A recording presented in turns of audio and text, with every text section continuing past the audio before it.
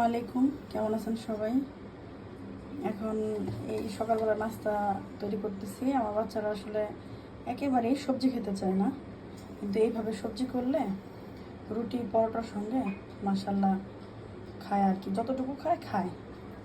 এখানে এই যে ঝিঙ্গা, টমেটো, মিষ্টি কুমড়া, তারপরে হচ্ছে বেগুন, একটা শসা, কাঁকরোল, বরবটি, তারপরে হচ্ছে একটা আলু, এগুলো দিয়ে এই যে অল্প একটু ডাল নিয়েছি, ডাল দিয়ে একটা সবজি করবো ইনশাল্লাহ। আমি প্রেশার কুকারে দিয়ে দিব তাড়াতাড়ি হওয়ার জন্য।